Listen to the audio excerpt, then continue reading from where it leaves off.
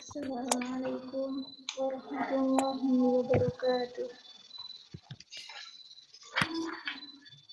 Alhamdulillahirabbil alamin wa bihi nasta'in wa ala umuri dunya waddin wassalatu wassalamu ala asyrofil anbiya'i wal mursalin sayyidina Muhammadin wa ala alihi wa sahbihi ajma'in.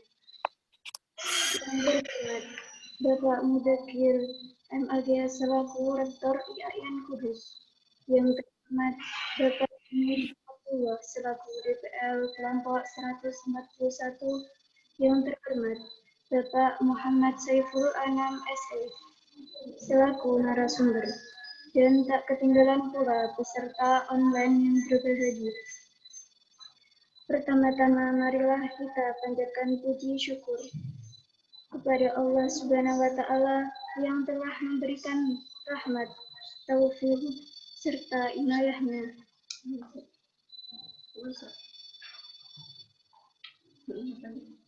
kepada kita semua sehingga kita dapat berkumpul dalam majelis yang insya Allah mubarak ini.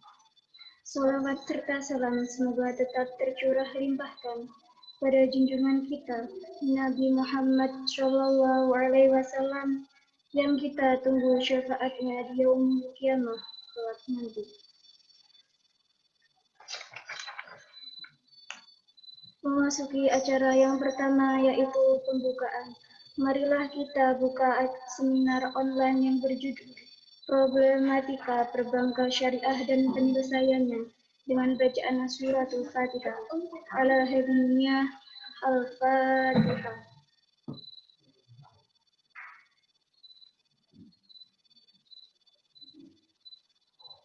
Terima kasih. Acara selanjutnya pembacaan tata tertib seminar. Di sini saya akan membacakan tata tertib seminar. Yang pertama yaitu join via Zoom dengan waktu yang ditentukan. Yang kedua, mikrofon dimatikan ketika acara dimulai. Yang ketiga, mikrofon dihidupkan ketika moderator mengizinkan atau ketika pada sesi tanya jawab dibuka.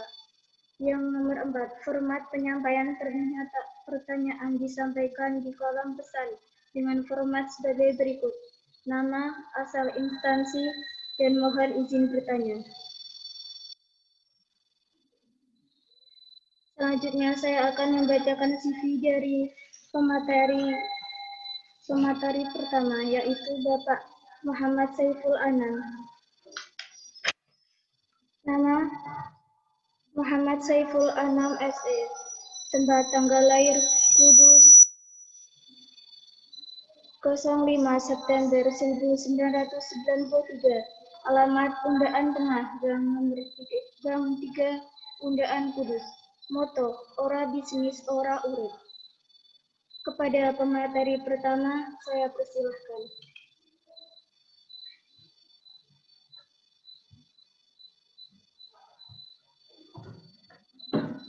Cek. Assalamualaikum warahmatullahi wabarakatuh. Terima kasih atas waktu yang diberikan untuk amanat. Ini dari amanat dari guru besar saya. Sebelum nanti kegiatan saya sebagai pemateri, alangkah baiknya membaca Al-Fatihah dulu, supaya nanti kegiatan pada siang hari ini mendapatkan manfaat. Amin ya rabbal alamin. Al-Adaniyah. Al-Fatihah. A'udzubillahi minasyaitonir rajim.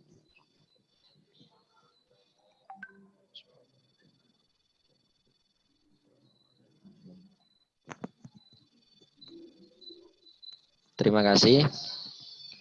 Lanjut kita ke materi.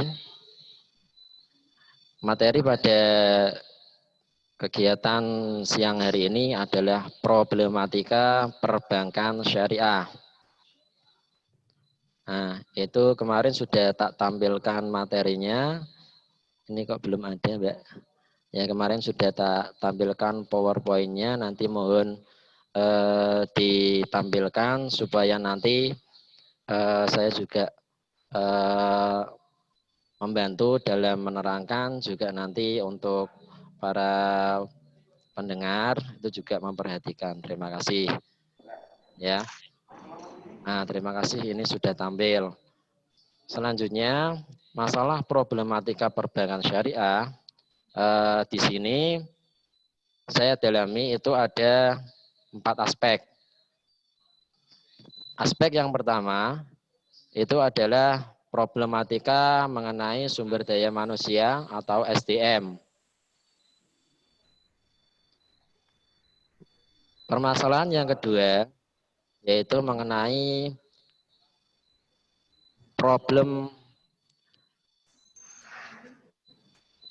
problematika krikal.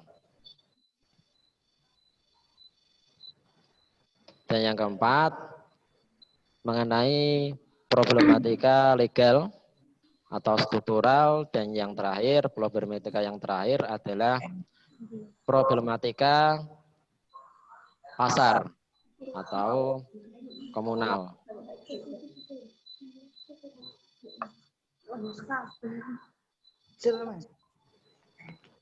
Ya. Sebelumnya, bentar, saya tak buka PPT saya dulu. Oke. Tadi mengenai yang pertama, masalah problematika perbankan syariah, sudah dijelaskan bahwa pada era sekarang itu perkembangan atau interaksi masyarakat, pandangan masyarakat terhadap bank syariah dan bank konvensional tidak ada bedanya atau bahkan hanya membedakan nama saja.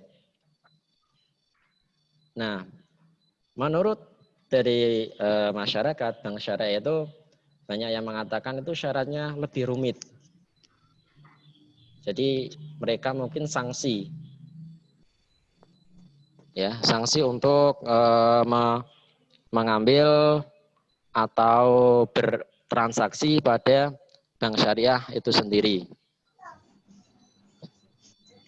Nah, ekstensi bank syariah itu atau keberadaannya kita lihat dari dulu. Melalui zaman dulu dalam sejarahnya, sejarah bank itu sendiri. Sejarah bank itu dalam dahulu itu tidak ada di zaman Nabi. Hilang juga sama aku, kenapa? Ya. Sejarahnya zaman pada dahulu tidak ada zaman Nabi. Peradaban Islam juga tidak ada, dan zaman-zaman pada masa-masa sahabat juga tidak ada. Sedangkan meskipun tidak ada, tapi fungsi-fungsi dari bank pada masa-masa Nabi atau sahabat itu sudah ada. Pengertian bank sendiri itu adalah berasal dari kata bangko. Artinya meja. Nah, dalam dulu itu ceritanya meja yang disediakan fungsinya untuk menyimpan uang sebagai nantinya untuk berlayar. Nah, awalnya dulu itu tidak ada perubahan. Kemudian ada perubahan. Walaupun bukan dari peradaban Islam, jadi wajar kalau bank konvensional dengan interestnya, dengan bunganya, dia melakukan seperti itu atau aktivitas bertransaksi seperti itu. karena bukan dari peradaban Islam, kemudian muncullah fenomena di Indonesia. Kenapa? Karena bank itu adalah soko guru perekonomian Indonesia. Bisa dikatakan secara teori, soko guru perekonomian di Indonesia itu adalah koperasi. Tapi faktanya itu adalah bank. Nah, karena itu muncullah pada para penggerak ekonomi syariah, kalau mau berdakwah, yang kita pegang dulu adalah bank. Ya, ini penting. Bank itu harus disyahadatkan. Kemudian disepakati gerakan pertama, para penggerak ekonomi syariah, bank itu harus disyariahkan.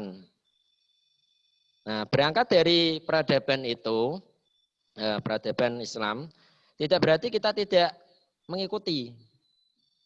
Jadi meskipun dombien-bien, kita tidak harus mengikuti. Tapi selama itu baik, bisa kita pakai. Nah, karena itu juga termasuk adat ya. Nah, sudah menjadi sistem yang baku di Indonesia. Pengertian bank itu sendiri adalah lembaga keuangan yang fungsinya yaitu menghimpun dana. Menghimpun itu berupa produk tabungan, juga menyalurkan dana. Menyalurkan dana ini berupa kredit. Nah, dari peradaban bukan Islam mencoba diislamkan, itu otomatis dalamnya pasti akan campur aduk.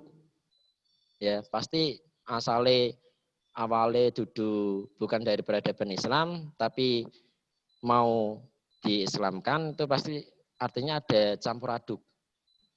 Ya, apa jeneng campur kan enak, tapi iki campur-campurnya tidak enak. Ya, jadi ada aturan-aturan baku, ya saya ulangi, artinya ada aturan-aturan yang baku di perbankan, itu mau tidak mau diberlakukan di bank syariah.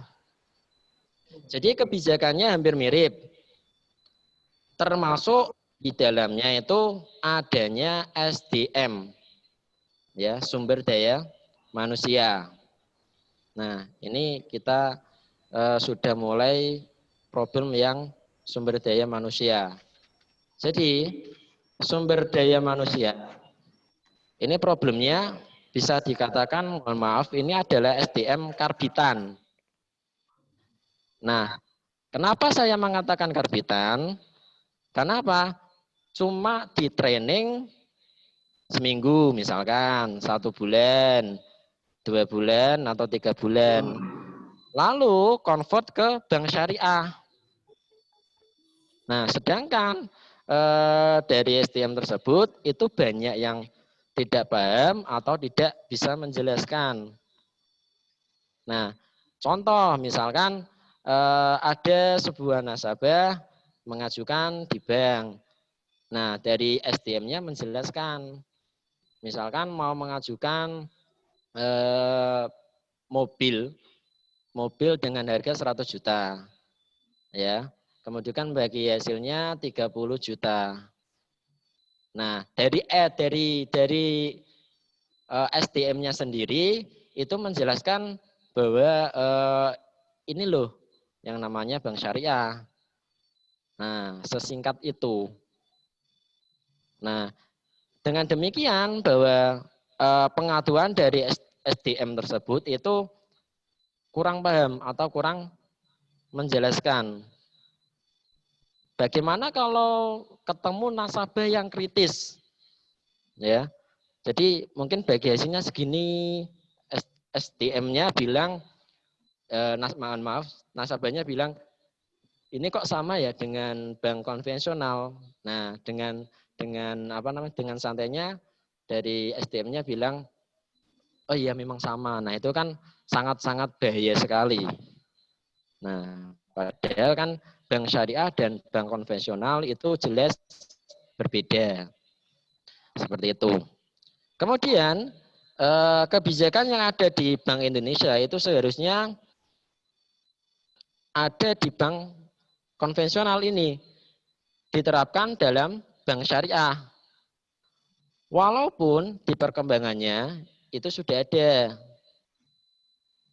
Ya, contoh sekarang itu kan sudah ada divisi perbankan syariah ya. Juga yang sekarang itu ada yang namanya KMKS. Itu malah melibatkan Bapak Presiden itu terjun langsung. Artinya ke depan bank konvensional dan bank syariah itu berbeda. Nah, pelaku-pelaku bank syariah itu jangan sekali-kali melirik bank konvensional. Ya, saya ulangi, pelaku-pelaku bank syariah itu jangan sekali melirik bank konvensional. Kenapa? Karena misalkan minjam dari bank syariah, biasanya itu nasabahnya pinter, jadi lebih membandingkan. Mungkin rata-rata bunga di bank konvensional, kok ini lebih rate-nya lebih rendah ya. Nah itu kan jangan sampai ya. Itu mungkin problematika atau pandangan masyarakat terhadap bank syariah atau perkembangannya di Indonesia. Kemudian karena pertimbangan tersebut itu muncul image di masyarakat bahwa bank syariah itu tidak jauh berbeda atau bahkan sama dengan bank konvensional. Padahal itu secara teori ya, secara teori bahkan nanti secara implementasi juga perlu diperbaiki lagi. Yaitu sangat-sangat beda sekali. Ya. Nah, jadi intinya bank syariah dan bank konvensional itu sangat berbeda sekali. Mulai dari dasar filosofisnya, dasar normanya. Nah, itu dasar normanya itu kan bersumber syariah ya, itu bersumber dari Islam. Nah, tidak hanya Al-Quran, hadis, ijma, dan qiyas. Tapi juga kita melihat dari maslahat. Nah, maslahat ya. Jadi mencari manfaat dan menghindari maldorot. Jadi dari awal berdasarkan landasan filosofis tersebut itu sudah berbeda. Misalkan kita mau menyimpan di bank, ya, itu harus jelas akadnya. Itu kan ada wadiah. Misalkan menabung di bank, kalau di bank syariah itu kan ada akadnya wadiah ya. Wadiah itu adalah titipan yang dapat diambil sewaktu-waktu atau kapan saja. Nah, itu contoh kasus misalkan. Nah, contohnya. Jadi misalkan ada secara akad, itu kenapa tambahan pada hutang ya, saya mikir hutang karena di bank konvensional itu diharamkan. Nah, itu kan menjadi pertanyaan.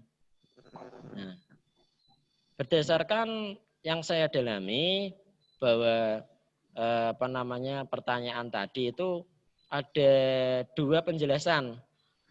Satu secara tekstual dan kontekstual. Nah, secara tekstual itu berdasarkan usul fikih. Jadi ayatnya sudah dijelaskan.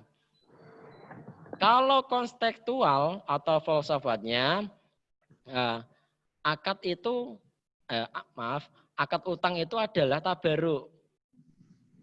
Tabaruk itu adalah akad sosial. Nah, itu adalah ta'awun. Jadi sifatnya ta'awun, tolong menolong. Kalau tolong menolong itu harus ikhlas. Jadi tidak boleh ada tambahannya. Nah, contoh kasus, misalkan kita meminjamkan uang kepada orang. Nah, kalau kita memerlukan adanya tambahan, artinya tidak sesuai dengan maslahat itu sendiri. Ya. Itu secara akad tadi. Nah, contoh secara operasionalnya itu adalah contoh pembiayaan. Nah, misalkan apa namanya tadi yang saya jelaskan, pengen pinjam atau kredit di bank 100 juta. Ternyata dihitung ada kelebihannya, ada tambahannya 30 juta. Nah, itu jelas-jelas merupakan riba. Kenapa? Karena mengambilnya itu secara langsung. Ya, mengambilnya secara uang langsung. Saya ulangi, mengambilnya secara uang langsung. Tidak ada transaksi bisnisnya. Nah, itu termasuk dalam riba nasiah atau riba yang dijanjikan mulai awal. Nah, kalau mau ke bank syariah itu beda. Misalkan kita pengen mau beli mobil. Nah, kita pakai akad murabahah, akad jual beli. Jadi nanti pihak bank itu menelpon dealer. Ya, nanti pihak bank menelpon dealer, nanti kesepakatannya mungkin kalau ada itu ya pakai ke apa namanya kepesan pakai akad wakalah. Terus kemudian dibeli apa namanya diberilah kwitansi. Nantinya ada harganya juga ada keuntungannya. Jadi transparan di awal. Nah, lalu kemudian bayarnya nyicil. Itu jelas halal. Nah, jadi konsep dari murabahah itu sendiri itu adalah apa namanya barangnya lebih dahulu, nanti pembayarnya bisa nyicil atau angsur. Jadi itu ya. Kemudian perubahan peradaban dari yang bukan Islam kemudian diislamkan itu otomatis ada proses di situ yang perlu adanya perbaikan. Adanya perbaikan lagi. Ditambah dengan adanya kebijakan pemerintah. Nah, contoh ketika mau beli, misalkan kan kita sekarang kan sudah bebas dari double tax ya atau double pajak. Nah, double pajak itu artinya gini, misalkan dari bank itu membeli mobil di dealer itu kan kena pajak. Jadi nanti ketika mau menjualnya ke nasabah lagi, pasti kena pajak. Nah, itu namanya double tax. Ya, atau apa namanya? Pajak dua kali.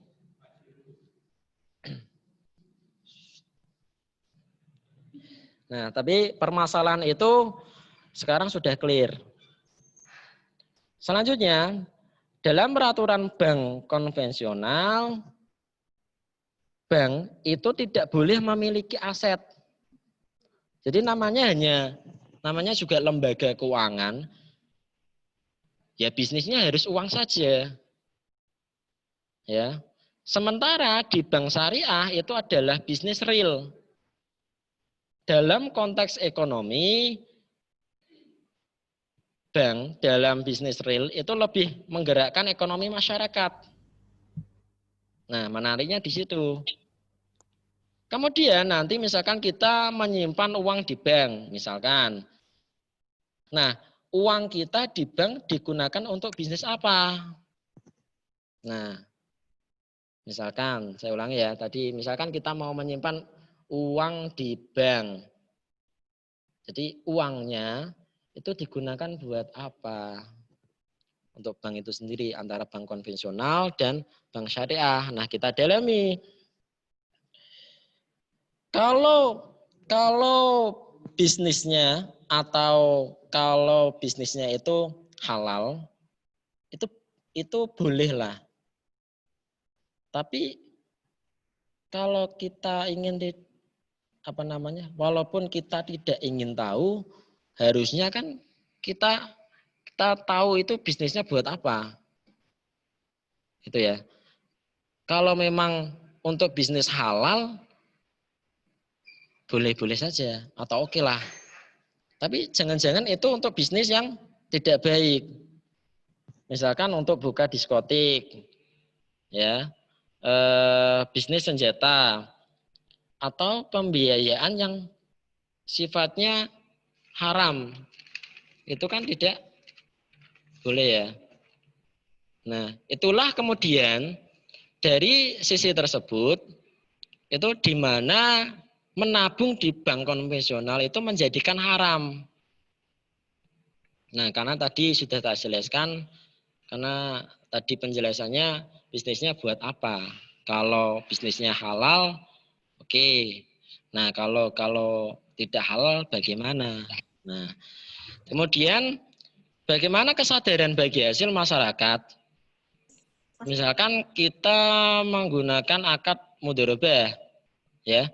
Dalam konteksnya itu ada mudharabah mutlaqah dan mudharabah muqayyadah. Pada lazimnya nama mudharabah adalah bagi hasil. Apakah hanya bagi hasil? Tidak, tapi kan ada yang namanya bagi rugi. Jadi untuk mudharabah itu tidak hanya bagi hasil, tapi bagi rugi. Jadi ditanggung bersama-sama. Nah, tapi kalau mau mengambil keuntungan yang banyak, itu jangan menabung di bank, tapi melainkan larinya ke saham ya. Nah, itu malah keuntungannya lebih besar daripada menabung. Nah, perbedaan selanjutnya itu ketika uang kita ditabung di bank konvensional, itu kita tidak tahu uangnya itu mau dibelanjakan untuk apa, untuk bisnis apa. Bisa saja bisnis yang haram. Seperti tadi, itu kan ada tadi bisnis diskotik atau mungkin bisnis senjata dan lain-lain. Tapi khususnya untuk bank syariah, ini ada yang namanya DPS, Dewan Pengawas Syariah.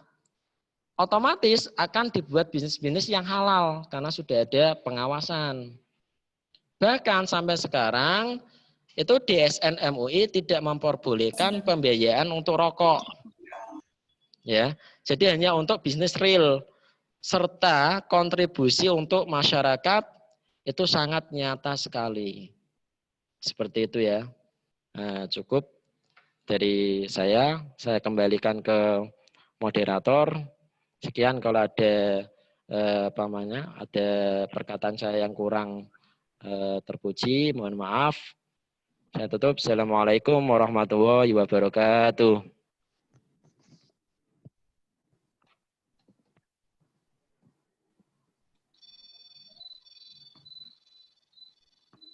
Kepadanya saya ucapkan terima kasih. Materi selanjutnya yaitu dari Bapak Junaidi Akil.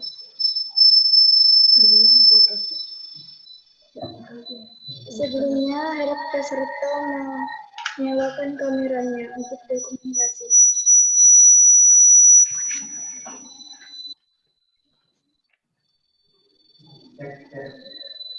Cek.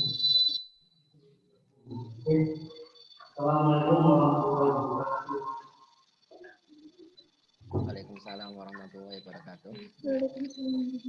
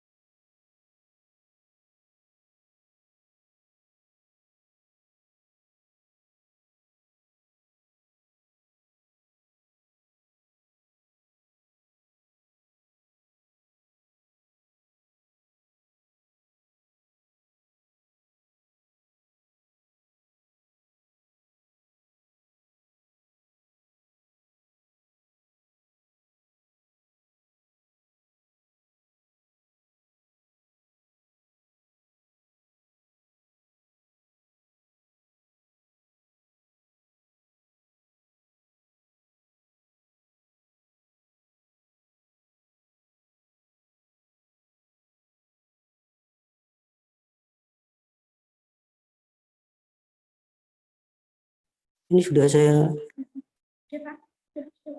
Oke, saya ulangi ini ya. Alhamdulillah alama bil qalam alamal insana malam ya'lam wassalatu wassalamu ala man uhiya Quran wa ahli baitil kiram wa sahbihi dari Quran amma ba'd. Yang kami hormati Bapak Rektor YN Kudus, Bapak Dr. Haji Mudakir MAG, Pembantu Rektor 1, 2, dan 3. Yang kami hormati Ketua LP2M Bapak Haji Muhammad Dofir MAG. Yang kami hormati Ketua KKN IKDR kelompok 141 dan anggotanya. Yang kami hormati Bapak narasumber yang pertama Bapak Anam dari Madrasah Aliyah Asaidiyah Kudus, dan tidak lupa ketinggalan yang saya hormati peserta seminar online yang berbahagia. Yang pertama-tama dan yang paling utama, marilah kita panjatkan puji syukur kehadirat Allah Subhanahu wa taala yang telah memberikan kita banyak kenikmatan. Salah satunya adalah nikmat kesehatan, sehingga dengan nikmat kesehatan itu kita bisa sharing, kita bisa silaturahim dalam acara seminar dengan tema problematika perbankan syariah dan penyelesaiannya. Shalawat serta salam selalu tercurah pada baginda Nabi Muhammad SAW, di mana beliau merupakan Nabi Rasul yang memberikan suri tauladan, termasuk suri tauladan dalam hal ekonomi syariah, dan beliau merupakan Nabi dan Rasul yang bisa memberikan syafaat besok di yaumil qiyamah, dan semoga kita merupakan umatnya yang mendapatkan syafaatnya, amin Allahumma amin. Para peserta seminar yang saya hormati, saya di sini akan berbicara tentang katakanlah problematika di dalam hukum dan penyelesaiannya. Jadi sebelum kita melangkah ke problematika hukum dan penyelesaiannya, tentu kita tahu bahwa bank syariah di Indonesia itu sudah ada regulasinya, yaitu Undang-Undang Nomor 21 Tahun 2008 tentang Perbankan Syariah, di mana di dalam undang-undang tersebut disebutkan bahwa yang namanya bank syariah itu merupakan bank yang operasionalisasinya itu sesuai dengan prinsip-prinsip syariah. Kemudian di dalam penjelasan Undang-Undang Nomor 21 Tahun 2008 tersebut dijelaskan bahwa prinsip-prinsip syariah itu ada 5 kategori. Yang pertama, bahwa bank syariah itu di dalam menjalankan operasionalnya tidak boleh, yang pertama itu maisir. Maisir itu perjudian, untung rugi. Bank syariah tidak boleh melakukan kegiatan usahanya untuk untung rugi. Kemudian yang kedua, horor atau penipuan. Jadi bank syariah di dalam menjalankan operasionalisasinya, produk-produknya itu tidak boleh ada unsur penipuan. Misalnya ketika melakukan jual beli atau sewa beli itu barangnya tidak jelas. Misalnya tadi yang disampaikan pemateri pertama, contoh tentang murabahah, beli mobil tapi mobilnya tidak jelas apakah itu mobil mereknya apa, tahun berapa, dengan harga berapa, tapi di situ langsung ditentukan di dalam akad, maka itu tidak termasuk penipuan, tidak boleh. Kemudian yang ketiga, riba. Jadi tadi juga sudah dijelaskan oleh pemateri, riba itu semacam apa, ada kelebihan yang diperjanjikan di awal, utang 100 juta, baliknya 130 juta, itu dikategorikan riba, kecuali yang disesuaikan dengan tadi murabahah, tentu itu keuntungan, bukan dinamakan riba. Kemudian yang keempat, haram. Artinya bank syariah itu di dalam menjalankan kegiatan usahanya atau produknya itu membiayai produk-produk yang halal. Nggak boleh membiayai produk yang haram, misalnya membiayai pabrik minuman keras, membiayai tempat perjudian, itu nggak boleh, haram. Kemudian yang terakhir, dolim. Artinya di dalam menjalankan kegiatan operasionalnya, bank syariah itu tidak boleh mendolimi salah satu pihak, misalnya kepada nasabahnya, memberikan bagi hasil yang terlalu sedikit kepada nasabahnya, itu nggak boleh. Makanya bagi hasil tersebut ya harus disepakati dari awal oleh kedua belah pihak yang prosentasenya bisa 60-40, 70-30 tergantung kesepakatan. Oke. Kemudian di dalam Undang-Undang Nomor 21 Tahun 2008 tersebut juga bahwa akad-akad di dalam bank syariah itu banyak sekali. Ada akad mudharabah, akad murabaha, ada musyarakah, ada akad qard, ada akad hiwalah atau hawalah, ada akad ijarah dan lain sebagainya. Nah, dari akad-akad tersebut kemudian muncullah sebuah persoalan. Katakanlah gini, persoalan hukumnya gini, kalau di dalam bahasa hukum perdatanya, akad itu dinamakan perjanjian. Jadi perjanjian itu di mana ada dua orang atau lebih untuk mengikatkan diri berbuat sesuatu atau tidak berbuat sesuatu. Ini kita berbicara hukum positifnya. Oke, nah ketika dua orang ini sudah sepakat, maka kedua belah pihak ini harus menjalankan isi dari akad atau isi dari perjanjian. Ini.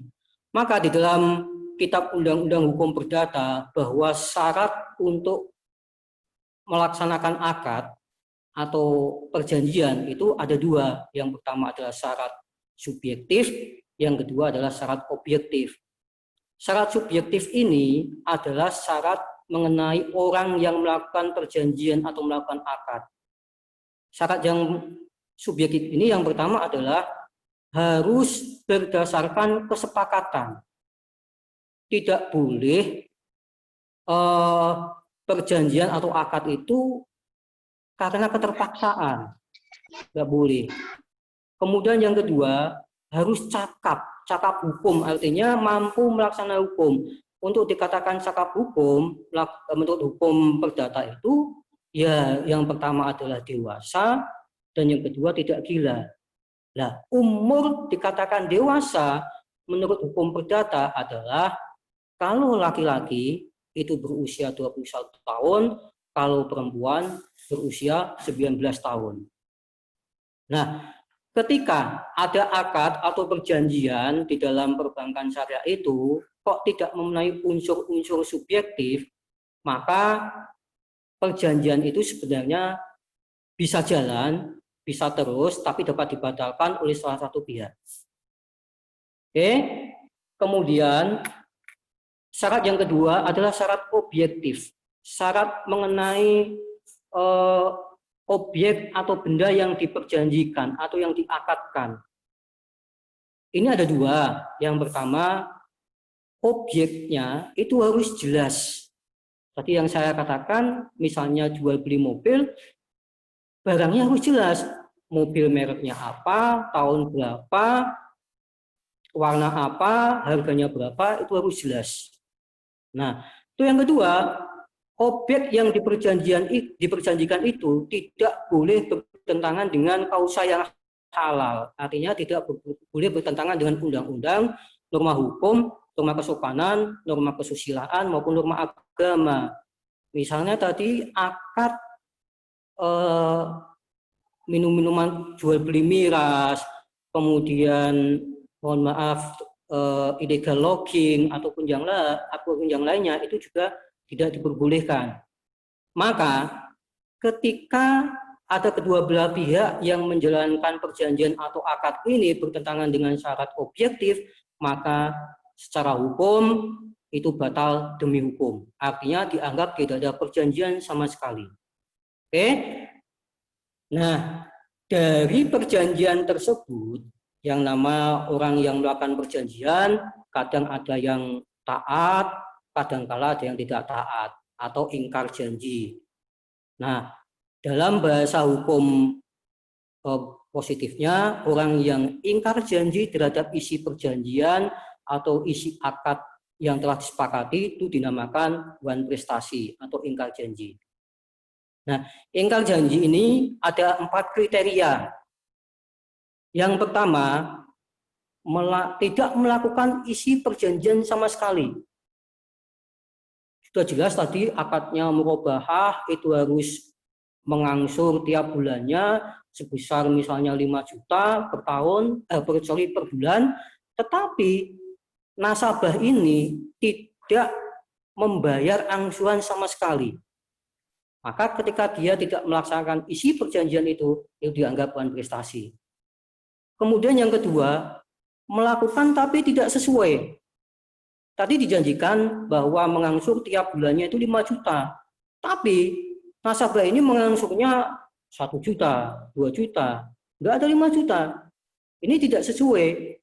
Maka itu dinamakan wan prestasi atau ingkar janji. Kemudian yang ketiga, melakukan tapi terlambat. Biasanya angsuran ke bank itu awal bulan.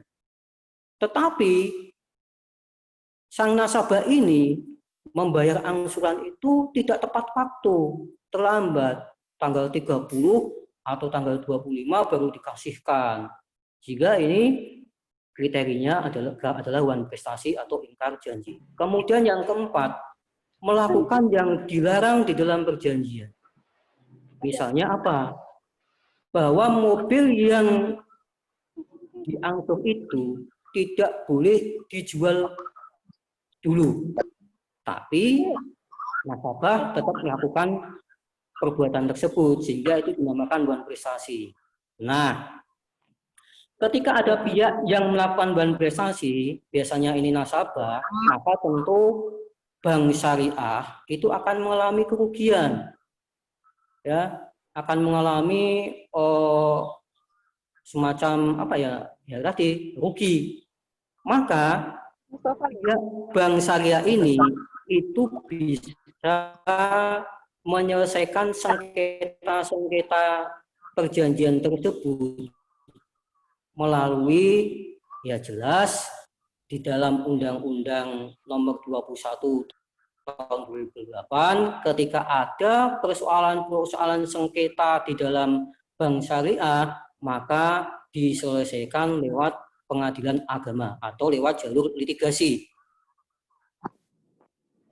Sebenarnya lewat jalur hukum ini bisa tidak ditempuh, bisa ditempuh cara yang lain yaitu dengan cara musyawarah, tetapi harus ditulis atau ditentukan di dalam perjanjian atau akad atau ada klausul yang menentukan bahwa ketika ada perselisihan antara kedua belah pihak maka tidak diselesaikan lewat jalur hukum tetapi lewat jalur non litigasi. Biasanya itu lewat Basarnas, Badan Arbitrase Syariah Nasional. Nah, tetapi kembali lagi itu harus dituangkan dalam klausul perjanjian atau akad yang disepakati oleh kedua belah pihak. Namun saya pernah melakukan beberapa penelitian, mohon maaf saya nggak mau menyebutkan nama lokasinya, ya ada di BMT Pati dan ada di KSPPS di Gerobokan, kedua lembaga keuangan syariah ini bonafit semuanya. Dan ketika ada nasabahnya yang wan prestasi atau ingkar janji tidak melakukan angsuran, maka sebelum langkah jalur hukum itu dilaksanakan, biasanya mereka melakukan musyawarah dulu dengan nasabah yang wan prestasi tadi. Misalnya dengan cara rescheduling, menjadwalkan kembali bagaimana supaya nasabah ini bisa membayar. Jadi tidak langsung lewat jalur hukum. Namun kembali lagi ketika nasabah itu melakukan pembiayaan ke bank konvensional maupun bank syariah, itu tentu ada namanya agunan, adanya jaminan. Nah, ketika jaminan itu berupa benda bergerak, misalnya mobil, sepeda motor, pesawat terbang, atau kapal api, kalau punya ya kereta api, nah itu maka diikat dengan yang namanya jaminan fidusia. Jaminan fidusia ini adalah termasuk untuk perlindungan pihak bank. Ketika ada salah satu nasabah yang berinvestasi, maka benda yang dijaminkan tadi, mobil, motor, itu bisa dijual langsung oleh pihak bank. Ini bisa menyitanya, bisa menjualnya. Nah, jika jaminannya itu berupa benda tidak bergerak, misalnya tanah, rumah, maka itu diikat dengan namanya hak tanggungan. Sama ketika nasabahnya itu investasi, ingkar janji, maka pihak bank syariah, koperasi syariah, KSPPS ataupun BMD yang lainnya itu bisa mengeksekusi langsung tanpa melalui persidangan. Ini. Namun kembali lagi, kalau ada perlawanan, kalau ada katakanlah upaya hukum dari pihak yang dirugikan, maka bisa diselesaikan lewat jalur litigasi, yaitu lewat jalur pengadilan agama untuk persoalan-persoalan ekonomi syariah, salah satunya adalah bank syariah.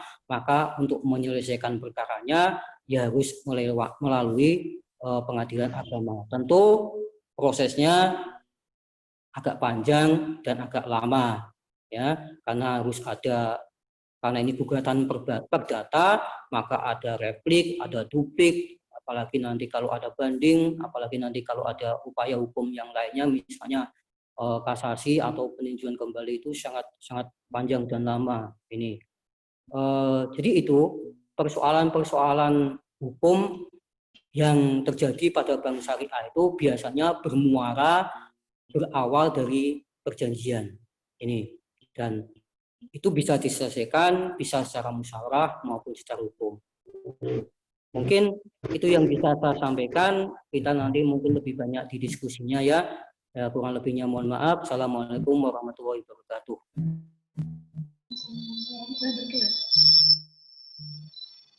Kepadanya saya ucapkan terima kasih.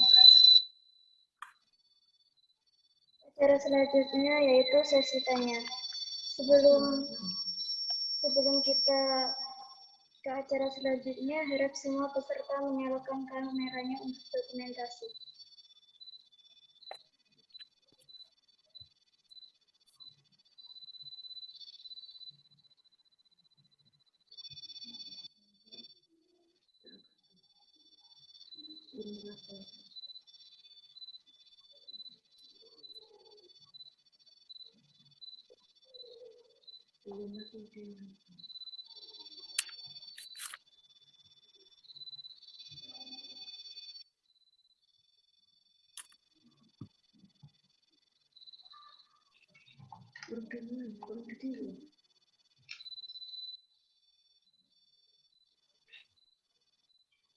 Ada peserta yang ingin bertanya, harap mencantumkan narasumber yang ditujukan.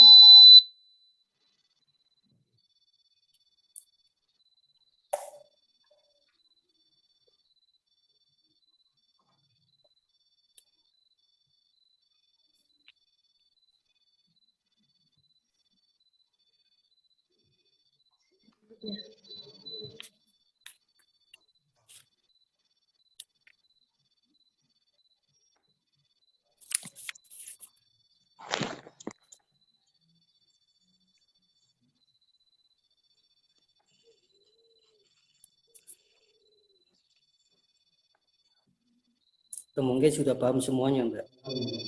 Sudah ada.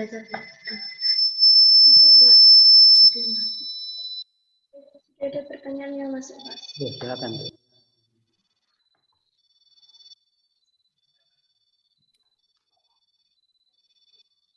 Ya, pertanyaan pertama yaitu dari Saudari Ismi Istiani Azmi.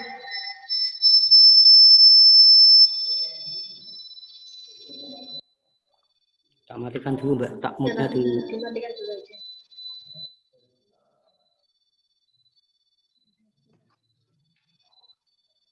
Problematika di masyarakat saat ini adalah menganggap bank syariah itu bank konvensional. Sama-sama menggunakan bunga, bahkan mereka beranggapan lebih untung menabung di bank konvensional daripada bank syariah. Kalau menabung di bank syariah mendapatkan bunga, sedangkan bank syariah tidak mendapatkan apa-apa. Nah, bagaimana kita menjelaskan bahwa bank syariah itu berbeda dengan bank konvensional, sedangkan mereka tetap kokoh dengan pendapatnya itu? Lalu saya mau bertanya mengenai misal nasabah di bank syariah yang melakukan pembiayaan itu telat membayar angsuran selama beberapa bulan, padahal sudah diberi peringatan.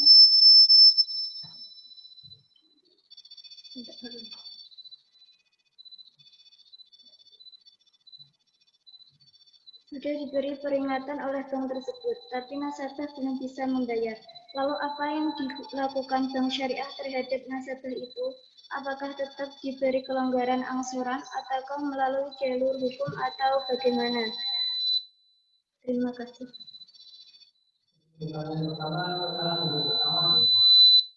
Yang pertama itu, Pak.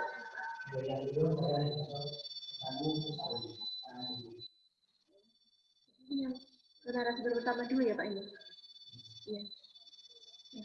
Kepada Bapak Muhammad Saiful Anam, saya persilahkan untuk menjawab pertanyaan.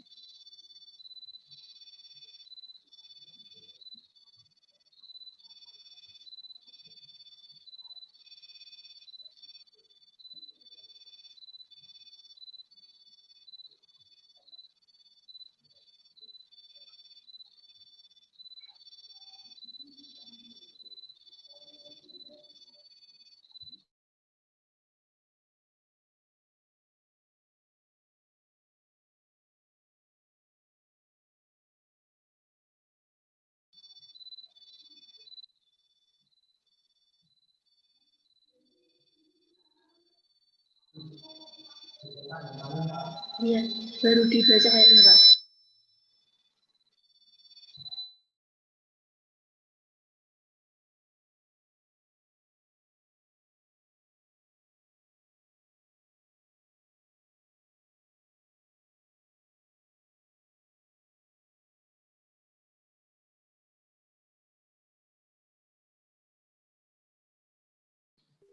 Halo, halo. Kita masuk. Oh ya, terima kasih. Saya akan menjawab beberapa pertanyaan ini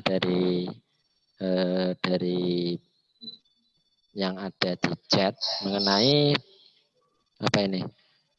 Misal nasabah bank syariah melakukan pembiayaan telat membayar angsuran selama berbulan-bulan, padahal sudah diberi peringatan oleh bank tersebut. Tapi nasabah belum bayar, lalu apa yang dilakukan bank syariah terhadap? Nah, biasanya untuk kelonggaran tadi sudah dijelaskan sama Pak Junaidi selaku dosennya, itu ada musyawarah. Jadi tidak dari bank sendiri itu tidak mengambil eksekusi langsung. Jadi ada musyawarah bagaimana baiknya dalam permasalahan tersebut. Nah, jadi seperti itu. Kemudian sama-sama menggunakan bunga. Sama-sama menggunakan bunga, bahkan mereka beranggapan lebih untung menabung di bank komersial daripada bank syariah. Kalau menabung di bank syariah itu mendapatkan bunga, sedangkan bank syariah tidak mendapat. Nah, itu bagaimana kita menjelaskan bahwa bank syariah itu berbeda dengan bank komersial. Ini tadi sudah saya jelaskan pada tadi di awal itu sebaiknya sebagai nasabah itu tidak boleh melirik bank konvensional. Nah, tadi kan sudah dijelaskan bahwa untuk bank konvensional itu bisnisnya apa? Khususnya menabung ya, karena kita kan memberikan menabung artinya kan kita memberikan uang kita untuk disimpan di bank. Nah, sedangkan bank sendiri itu kan artinya ngubengke duitnya mau memutarkan uang tersebut. Nah, dengan perputaran uang tersebut, nah itu kan menjadi pertanyaan, larinya kemana? Mau dibelanjakan buat apa? Untuk bisnis apa? Kalau halal oke, tapi kalau tidak halal bagaimana? bahkan mungkin tidak baik. Nah, sedangkan bank syariah itu sudah ada yang namanya DPS, Dewan Pengawas Syariah. Artinya kalau sudah ada yang mengawasi, jelas bahwa bank syariah itu untuk bisnisnya, untuk perputaran uangnya itu untuk bisnis yang halal. Ya, itu seperti itu. Terima kasih. Mungkin nanti Pak Ahmad Junaidi tadi bisa menambahkan seperti itu. Terima kasih. Oke, langsung aja Mbak ya.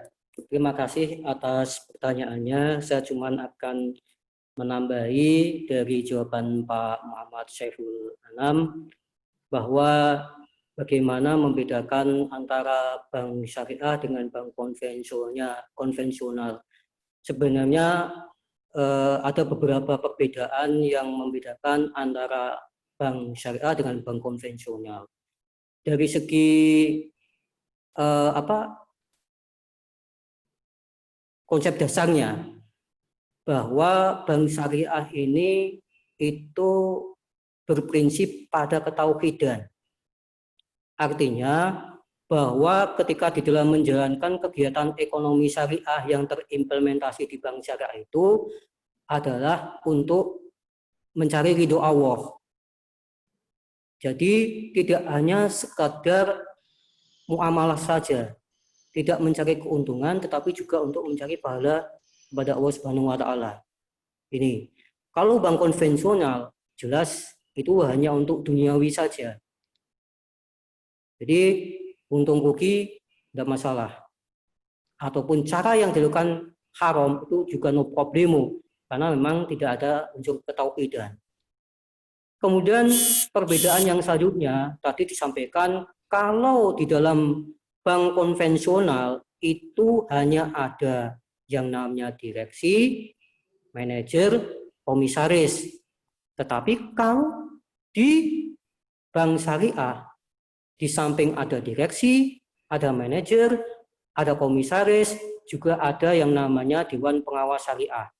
Di mana Dewan Pengawas Syariah ini di dalam Fatwa Dewan Syariah Nasional MUI nomor 3 tahun 2000, jelas tugas dan wewenangnya adalah memberikan saran, memberikan masukan, dan juga mengawasi operasionalisasi dari lembaga keuangan syariah, termasuk bank syariah itu harus ada yang namanya Dewan Pengawas Syariah.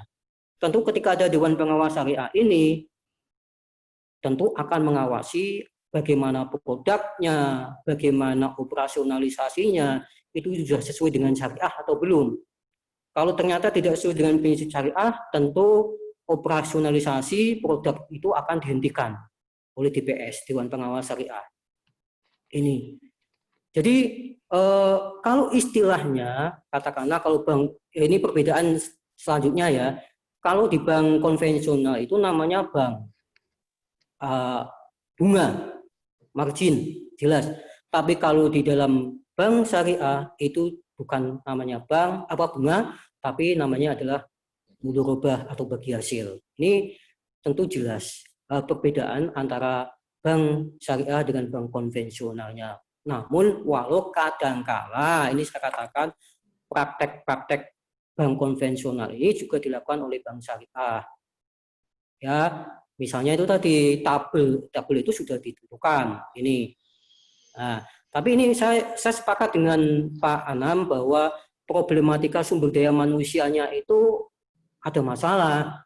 Kita lihat karyawan, pegawai dari bank syariah itu dari lembaga pendidikan umum.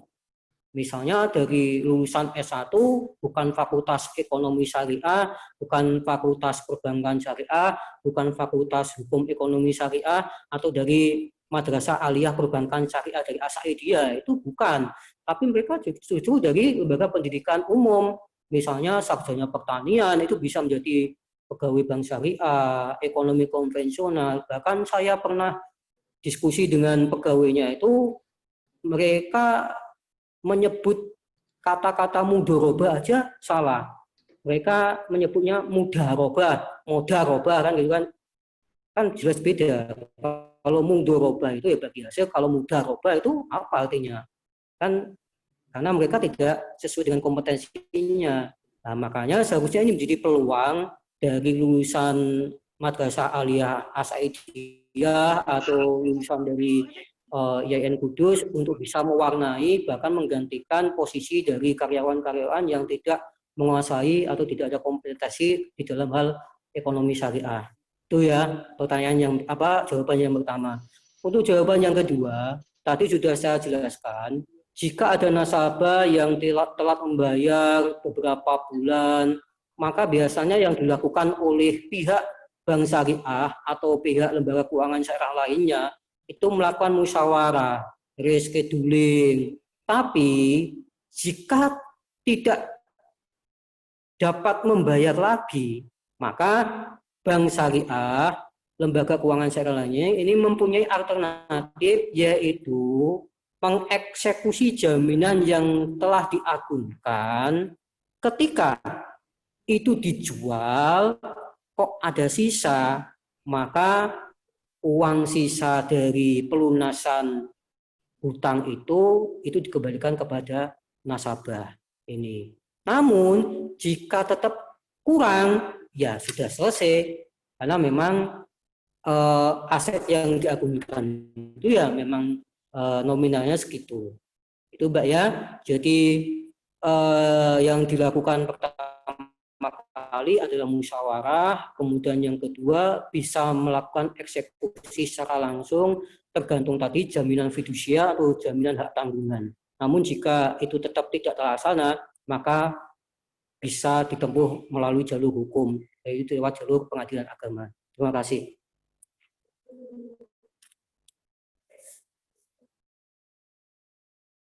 Ya, pertanyaan yang kedua. Ya, terima kasih. Untuk pertanyaan yang kedua, dari Saudari Moh Imron. Bagaimana perbankan syariah mampu menjadikan krisis wabah ini menjadi sebuah kesempatan pembiayaan baru di sektor yang berkaitan langsung dengan alat kesehatan, seperti ranjang rumah sakit, masker, ventilator rumah sakit, alat tes, vaksin, alat-alat rumah sakit, dan lain-lain. Selain membantu para petugas medis, alat-alat ini juga mampu menahan penyebaran COVID-19.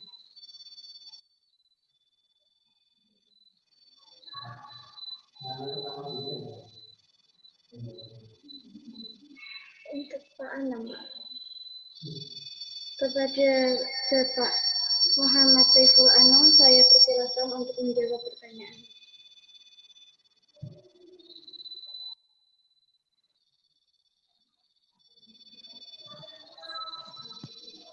Ya, terima kasih. Mohon maaf Mbak, ini tapi suaranya tadi sedikit ada ngiung-ngiung. Jadi artinya pendengaran kita itu terdengar kurang nyaman Mbak ya. Mohon maaf ini. Tadi disinggung mengenai ini ya perkataannya ya, bagaimana perbankan syariah itu menjadikan krisis wabah ini menjadi sebuah kesempatan pembiayaan baru di sektor yang berkaitan langsung dengan alat kesehatan seperti ranjang rumah sakit dan itu enggak apa-apa Mbak. Artinya gini, dalam segi bank syariah tadi kan sudah saya sampaikan itu terkena dampak nyata langsung terhadap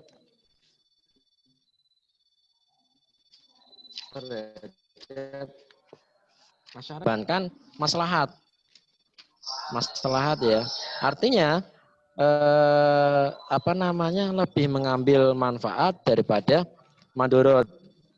Jadi kalau memang ini adalah sebuah tindakan sosial, itu ya sah-sah saja karena memang dampaknya baik bagi kita juga nanti baik untuk masyarakat. Seperti itu Mbak. Bisa ditambahkan Pak Junaidi, monggo.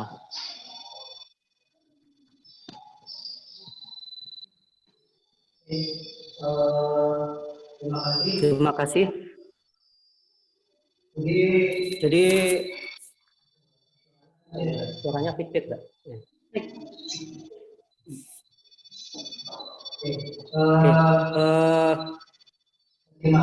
Bagaimana kalau perbankan syariah itu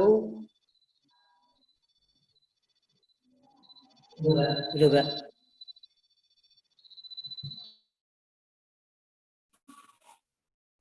ya, oke, saya ulangi lagi ya.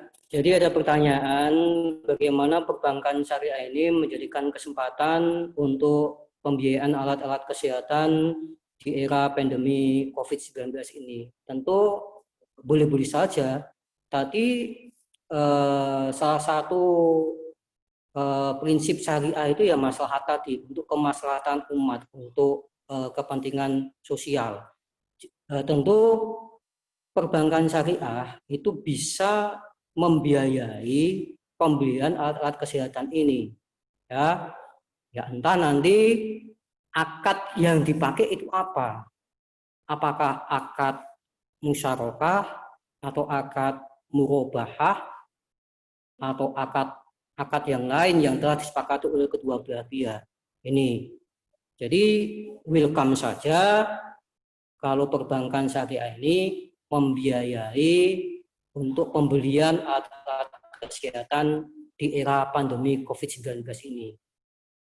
Oke, jadi jangan sampailah dikuasai oleh swasta yang profit oriented murni, mencari keuntungan murni, tapi kalau di dalam perbankan syariah atau lembaga keuangan syariah itu kan nanti hasil keuntungan dari pembelian atau transaksi itu kan ada yang namanya CSR atau Corporate Social Responsibility, di mana ada nanti produk Qardul Hasan, ya kan? Lembaga keuangan syariah baik bank maupun koperasi syariah BMT itu ada produk Qardul Hasan. Artinya memberikan pembiayaan kepada masyarakat biasanya tanpa agunan, tanpa jaminan. Nah, ini kan bisa dimanfaatkan oleh lembaga lengkap peluang tersebut. Jadi itu yang bisa saya tambahkan. Terima kasih.